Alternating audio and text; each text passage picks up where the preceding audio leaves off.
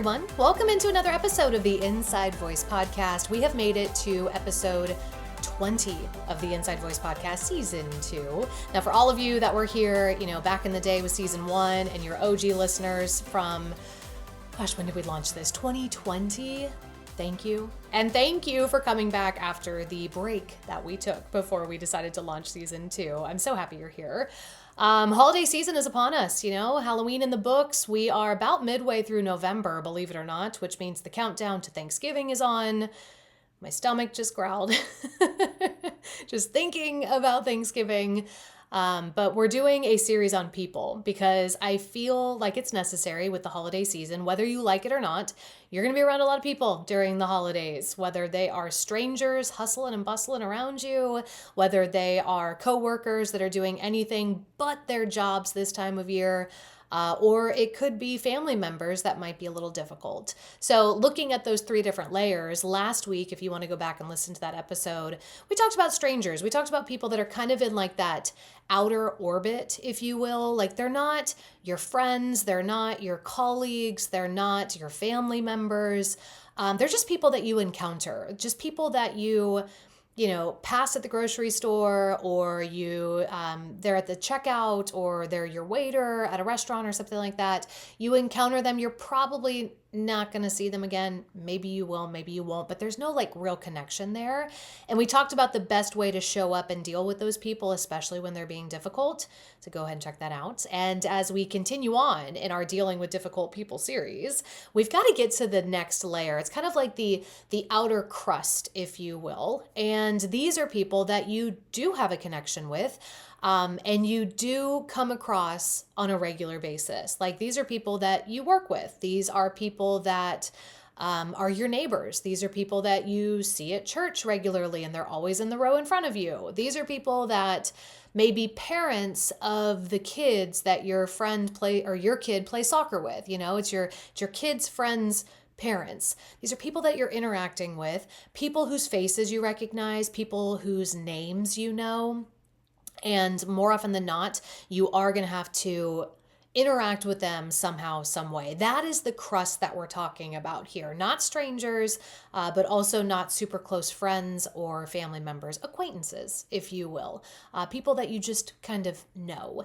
And I feel like that circle has grown a little bit. Last week we talked about the crazy amount of people that we come across in our entire lifetime. It's like 80,000 people. And that's just 3 people a day for your entire life. Isn't that wild to think about? But then you think about social media and like you can connect with more people on social media. Technology has made it so that we can stay in contact with people more so than we used to, even just like 5-10 years ago. We have found ways to connect with people and work with people on a larger scale because of technology. And that goes way back even to, the invention of the phone and the internet, back in the Stone Age, which was like my childhood when the internet became a thing. But technology has definitely made it possible for us to connect with more people, whether we like it or not. I know there are plenty of people that are like, another Zoom call meeting, another email. Gosh, I wish this person wouldn't text me 17,000 texts because every single text message is a different thought and they can't just put them all together in one. Yeah, technology has opened up a lot of doors for us, in both good ways and bad. So let's think about those circles. I gave you a couple of examples, coworkers, parents of your kids' friends, colleagues as well. These are people that you're just around, you may not know them deeply and personally. You may not share information with them. They may share it with you. I don't know. But not people that you're confiding in or that you're going to spend Thanksgiving dinner with. How about we just put it that way? Similar to strangers, we've kind of gotten worse at interacting with those people and connecting with those people. I can blame a lot of that on social media, I'll be honest with you. And it's not even so much of like, oh, we're passive in the way that we interact with people on social media, but more of we don't want to interact with them because they're not affirming us the way that we would get affirmed on social media. You know what I mean? Like some of us live for likes, and that's a whole nother podcast that we can do. But we share stuff on social media, we connect with people on social media. It's like, oh, we've got people that are quote unquote in our corner. So then when it comes to interacting with those other people around us that don't have the same interests, that believe different things, think different things, vote different ways. It's like suddenly we don't know how to interact with them because we're out of our echo chamber, if you will. So a lot of like just dealing with those people that are not in our inner circle is just, learning to like let that go. Like putting aside our pride a little bit and trying to find some sort of connection and a middle ground there.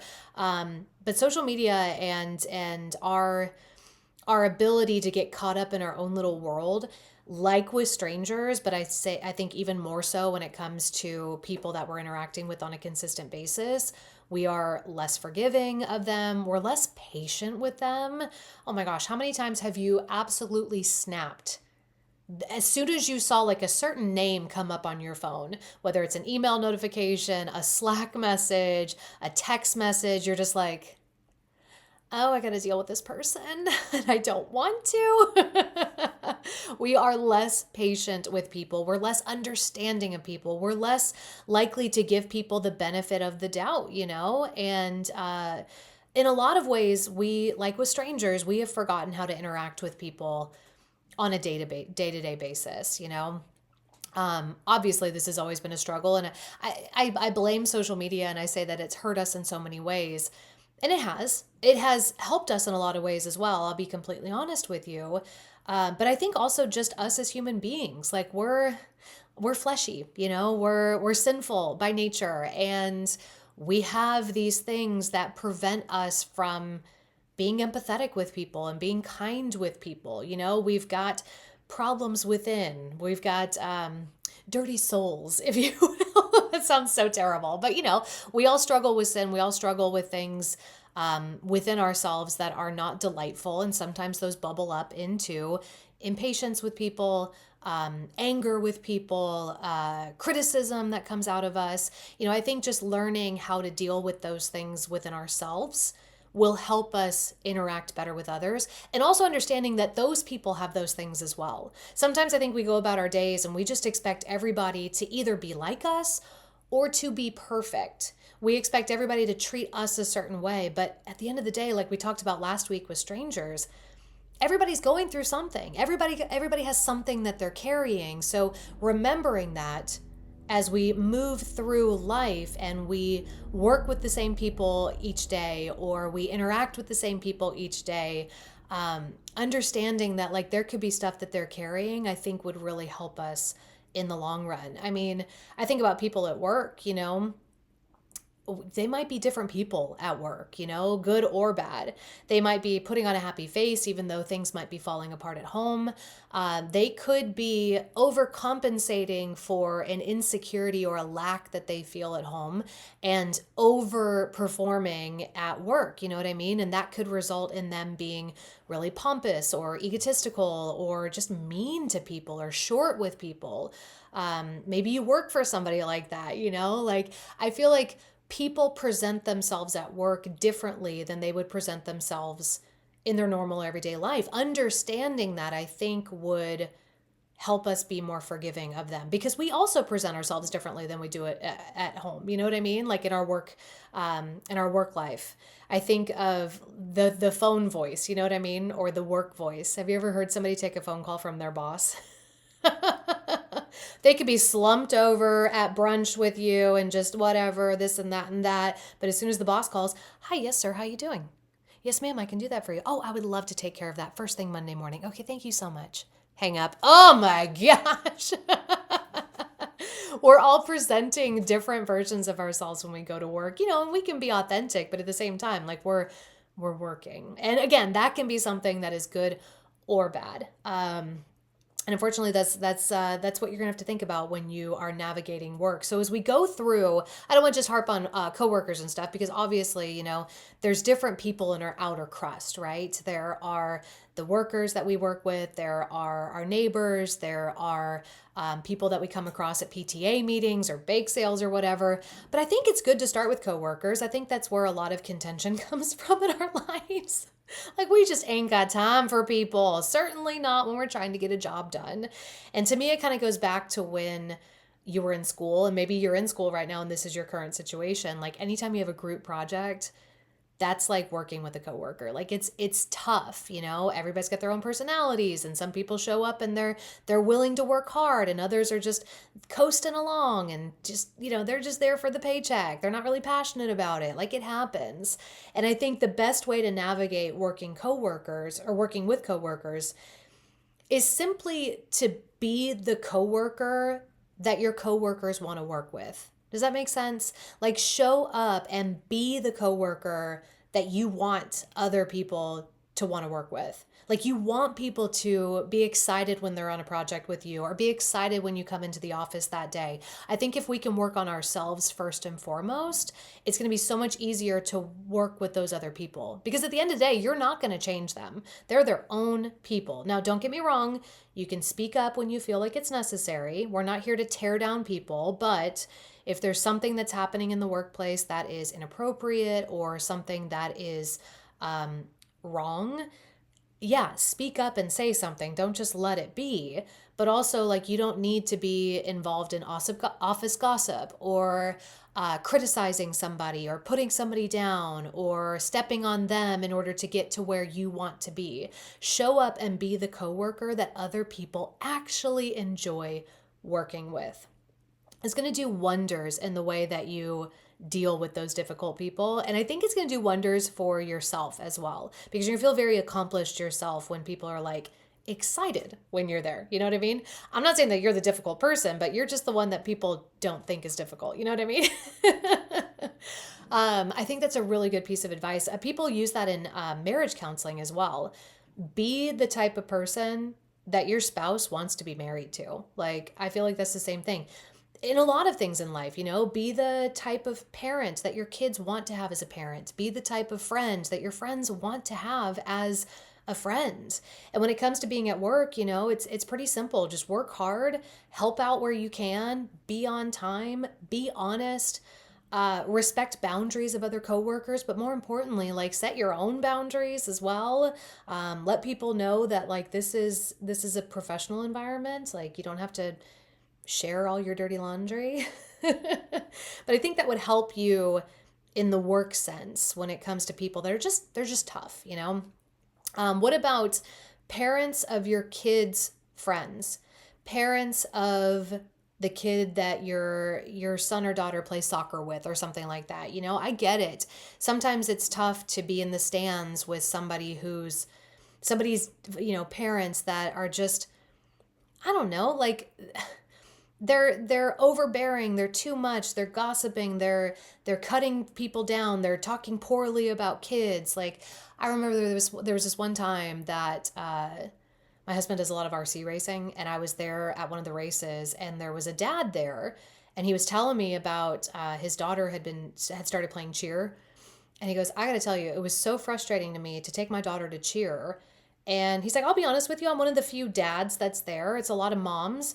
But he was like the moms were just gossiping about the uniform that one of the girls was wearing, or something like that. Like, it wasn't clean. I don't remember exactly what it was, but he was so like put off by it. He actually said something about it. He's like, look, we don't know what's going on in this house. Can we just, like, let this be? Like, leave it alone and stop gossiping about this?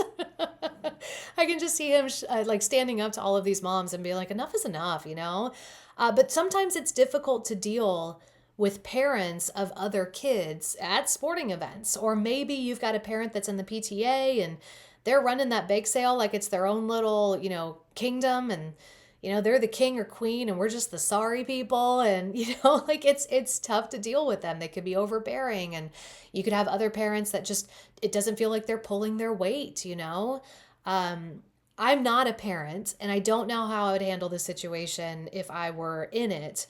But, I got to be honest, like, I think similar to what we talked about with coworkers, be an example to your kids, suck it up. Don't argue with other parents. Be kind, be courteous with your actions and with your words, even in like the car ride home. I would say even if your kid says something negative about that parent, don't pile on. This is your opportunity to teach your kid about respect and rising above it. If it's a situation that you honestly don't agree with what the parent was doing or their actions or their behavior or their words or whatever, use that as like a teachable moment, but not like a vent session. That's not going to bode well for you, especially if your kid decides to, like, I don't know, tell the other kids on the team or their classmates and it gets back to those parents. Like, it's just not a good look. Again, you can speak up when you need to, like, I told you about the guy at the RC track, but otherwise, like, just let it go. Like, parents are going to be parents. Like, they're just, the people are going to be people, and you can't always control them, just like your coworkers. And then you think about neighbors. Like, these are people that you are doing a little more life with, like they're in your community, they're in your vicinity, they're in a place where, like, they're right there in a place where you're supposed to be able to just relax and be your own person. They say that good fences make great neighbors.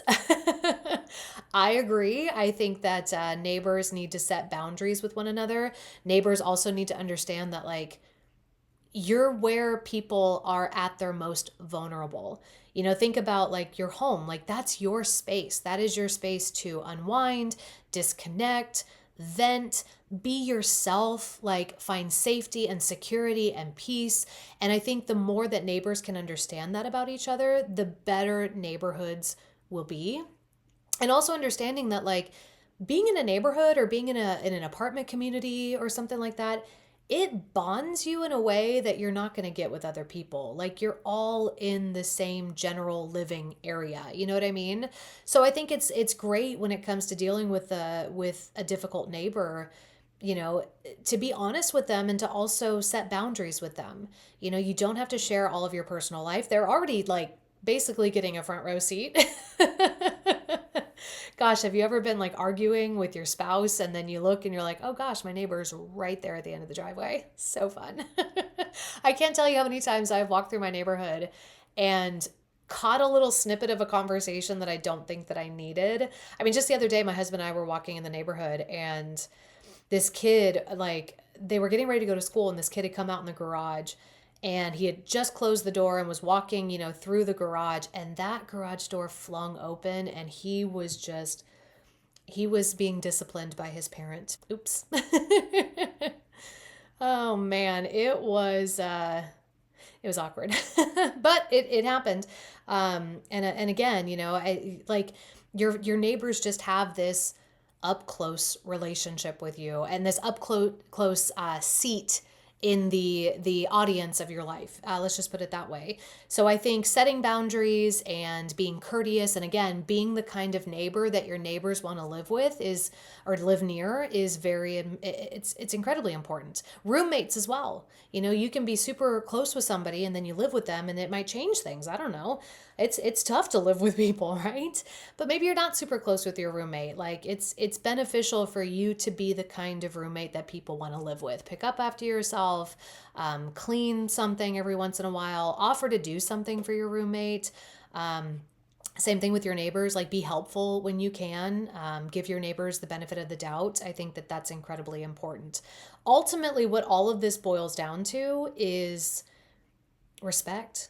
It's a matter of just holding people in a higher regard than you're holding them. Last week, we talked about being kind to strangers and allowing that to be the thing that drives you when you interact with people that you don't know, and people that you may never actually speak to or make eye contact with or be around again. Like, just showing up with kindness and treating people like people. I think that's another great piece of advice for that next layer that we're going with people. Like, treat people like people. like real, actual human beings with feelings and problems and hopes and dreams and fears and insecurities and depth. I think we just see people so two-dimensional these days. And there's a grander imagery there when you think about how we interact with people on a screen these days. Face-to-face interaction is so three-dimensional, right? I'm coming at you. Like you can touch me. I'm a real person. You can feel my presence. It's that 3D feeling that you get, or a 3D experience you get with somebody. But on a screen, it's just taught us to treat people as two-dimensional. They're flat. There's no depth there. We don't get to see beyond the curtain. We don't get to see what's underneath what they're presenting to us. And I think understanding that there is a depth to these people makes a huge difference in the way that you operate with them. So when it comes to your coworkers, when it comes to other parents, when it comes to neighbors, when it comes to colleagues, when it comes to maybe somebody that you see at the grocery store every single week. I know every single Sunday I go grocery shopping and I see the same store manager, and we have a little conversation, but understanding that like he's a person, there's depth to him. Like it's nice to kind of feel like we have a little bit of community. You know what I mean? So I just want to encourage you to treat people like there's more to them. And that's where respect comes from. I actually looked up the definition of respect because I always thought that it was this idea of reverence, this idea of regard. Convenient that those are both R words as well. But the definition of respect is this: a feeling of deep admiration for someone or something elicited by their abilities, their qualities, or their achievements. It's finding something about somebody that you really admire, finding something about someone that just, it kind of gives you like a feeling of love for them as well. And again, that goes back to finding depth in somebody and not just thinking that they're a punching bag or a name on an email or a text message that comes through your phone. Like they are a human being. So in other words, respecting somebody is focusing on some good qualities in them, allowing those things to change your behavior and the way that you show up around them and for them as well. I believe as Christians, we are called to act in love. And you think about love, it keeps no record of wrong. It's patient. Love is kind. It just, there's so much depth to love. And I feel like we can extend those aspects of love to other people, especially if we're interacting with them on a consistent basis. I would also encourage you to not react to things. There's a saying that goes something like, be slow to react and more and respond more. That's not really a saying, but there's something out there. It's like, it just left my brain.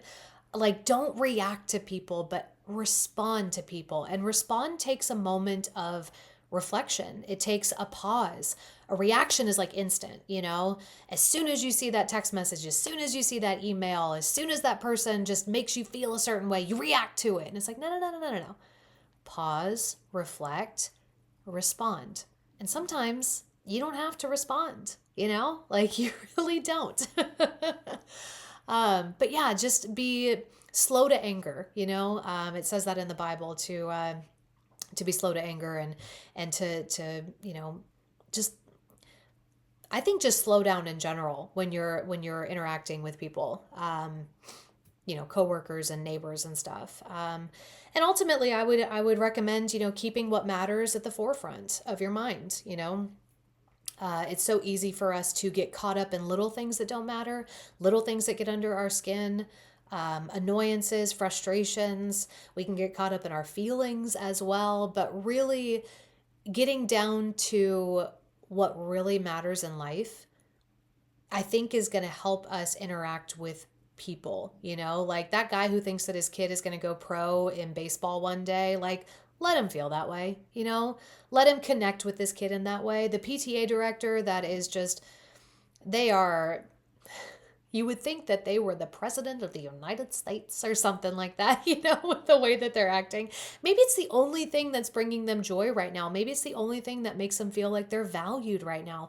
let them have it, It's not your job to correct people. It's not your job to redirect people. It's your job just to love them. Again, if you feel called to say something, to stand up for something, to to right a wrong that is actually a wrong, absolutely, do that. But most of the time I would say it's probably just a pet peeve of yours, or just something that, gets under your skin, rather than being something that is truly meant to be addressed.